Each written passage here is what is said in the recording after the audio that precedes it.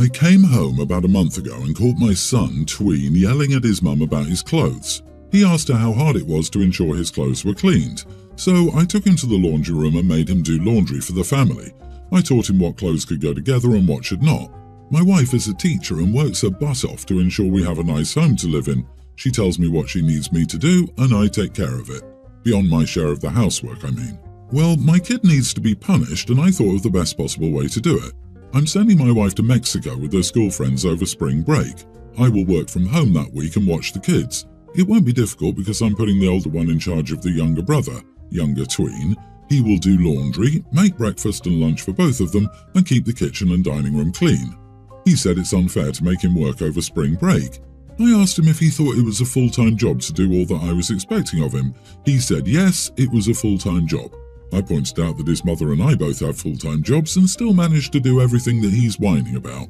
He called my mom to see if he could stay there for spring break. She tried to tell me I was being cruel to her poor baby. I asked her what exactly she and my father would have done to me if I'd yelled at her for not doing my laundry. She said that it was a different time. I said he could stay with her if she was willing to tell him, in front of me, all the punishment I endured when I lived at home. She said he couldn't stay there.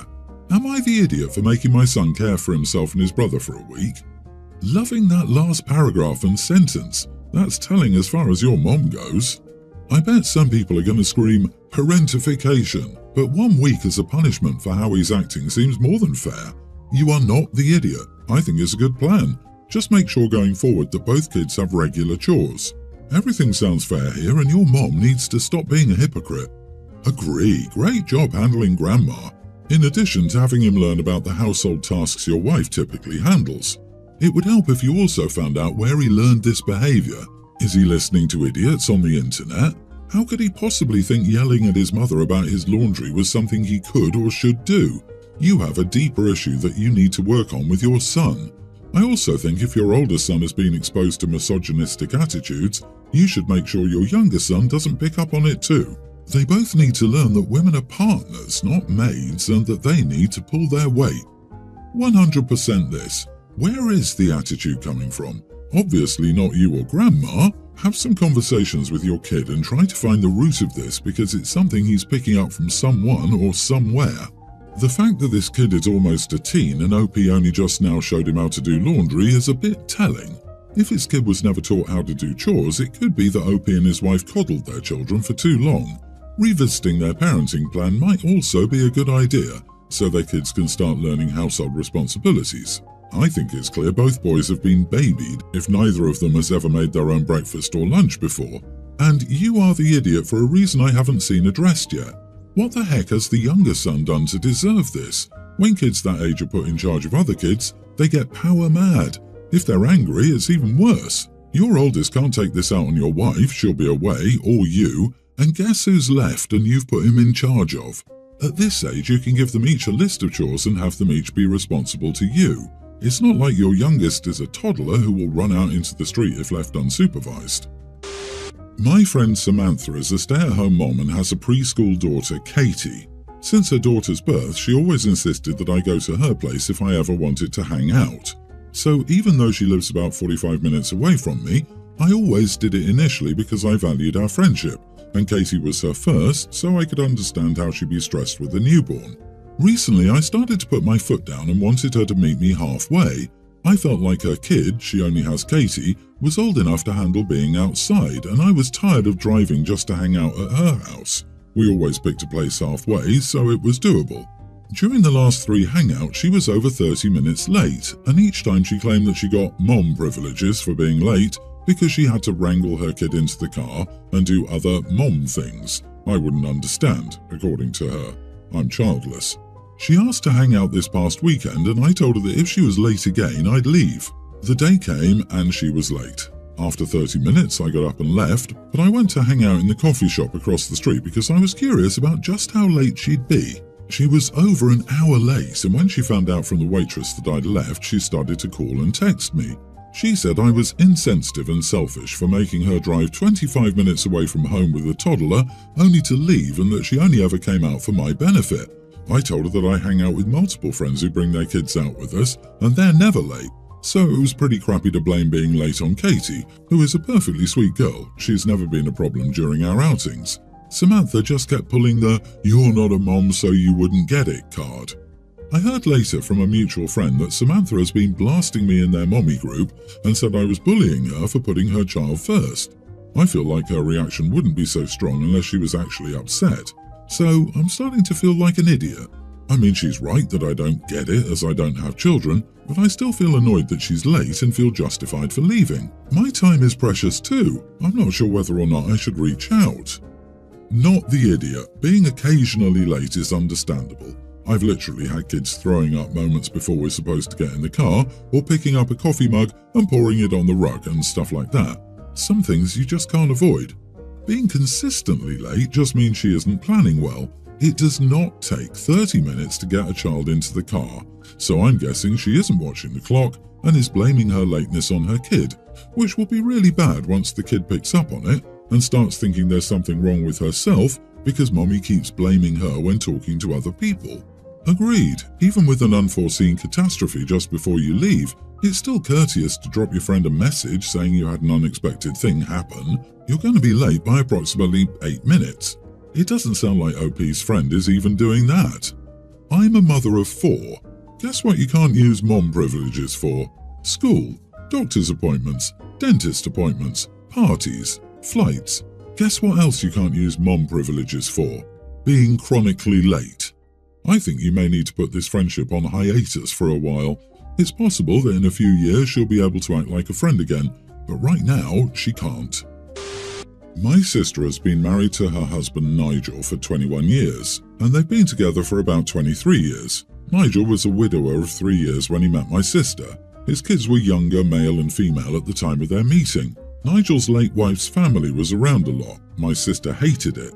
From the very early days, it was clear she was toxically jealous of Nigel's late wife and the kids' mom. She talked about how strange it was the kids, who don't remember her, had her photo in their bedrooms, and how her stepdaughter had a locket with a photo of her mom, dad and brother in it.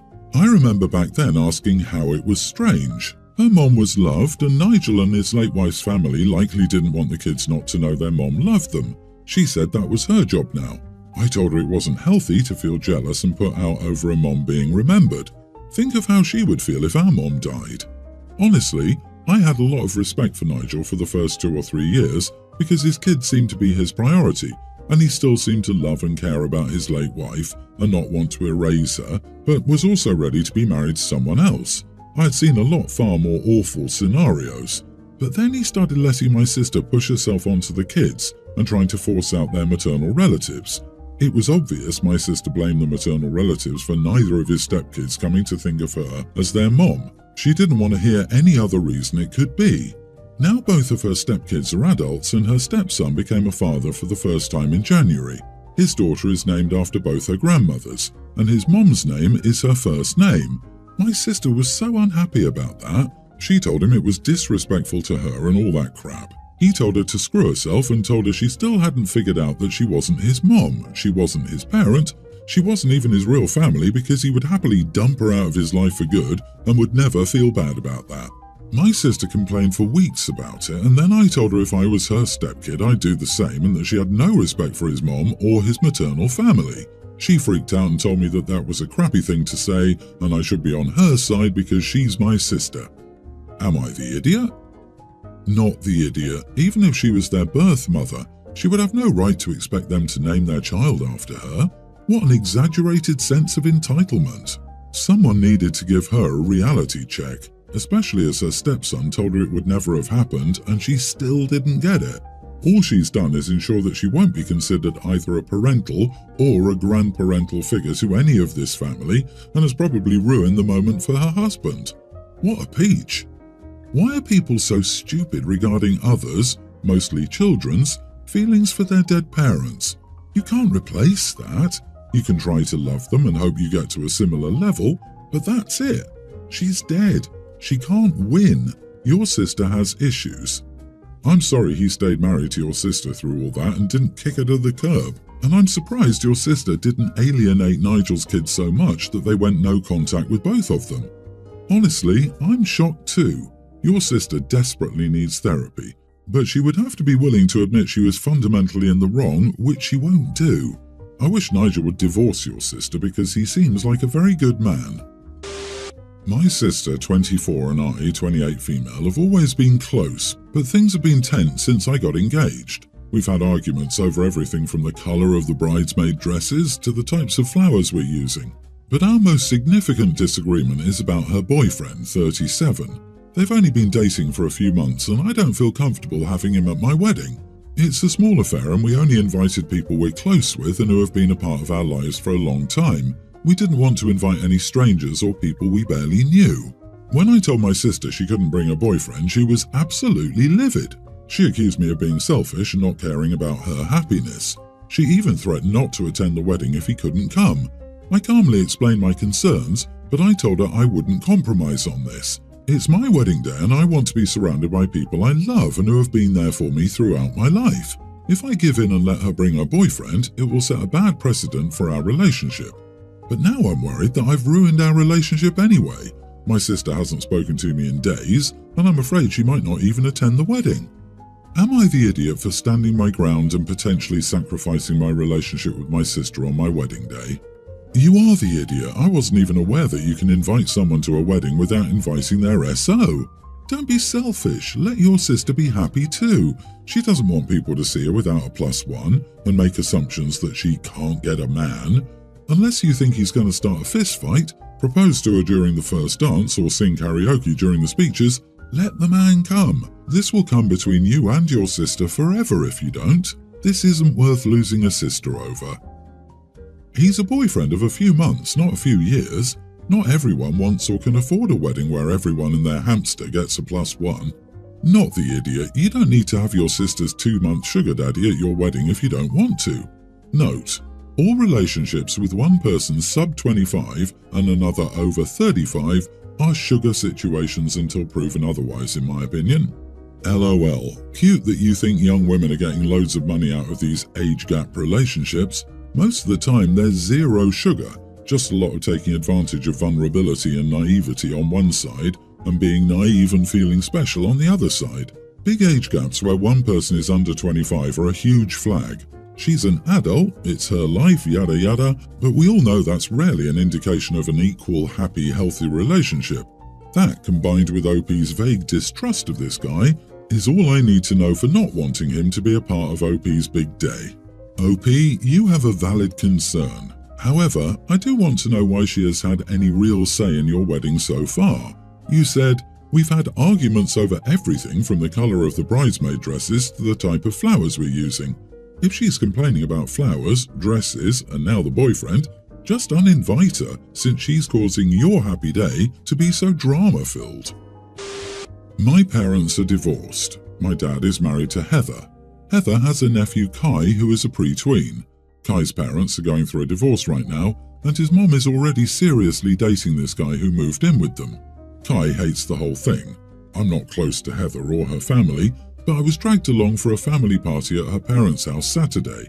I'm nearly an adult and still split time between my parents and was given no choice by my dad.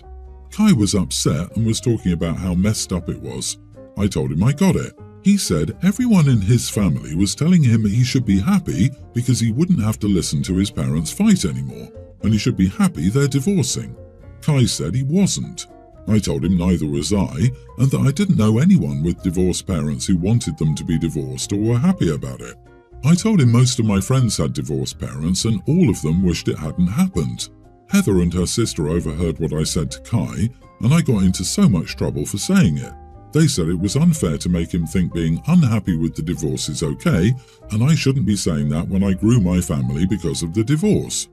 I do find this funny because Heather and her kids, her little demons as I call them in my head, were no great family addition. Most of the time I have to make sure none of my stuff has been broken or stolen, and I never ever buy snacks for myself with my money because that stuff will be gone. I also get to hear about them getting suspended from school every time I'm at my dad's. So I got a lecture, was told I was wrong and acted like a spoiled kid. I decided to just go to my mom's and not listen. Dad told me I should never have told Kai what I did. Am I the idiot? Not the idiot. Divorce is hard on any kid and you understand that better than most. I'm sure he was happy to talk to someone who didn't tell him that he needed to pretend to be happy about the divorce. Most of these adults in this situation, except for your mom, are deluding themselves because they don't want to admit that their decision to divorce affects the kids. While I appreciate the OP being a much-needed sympathetic voice for this kid, telling him that no one is ever happy about their parents' divorce is both untrue and may not really be helpful. There's a difference between telling the kid his feelings are totally normal and okay and painting divorce as a universal negative and selfish act by the parents. Well, the most alarming part is that nearly adult OP is the most emotionally healthy in this group of adults, and he's being told not to acknowledge feelings with a younger child. OP, you were trying to empathize with a kid going through a tough time. Heather was wrong to take that so personally. Even with positively blended families, there is often a lengthy adjustment period. Very few kids are happy with their parents getting divorced, even if, later in life, they can look back at it differently.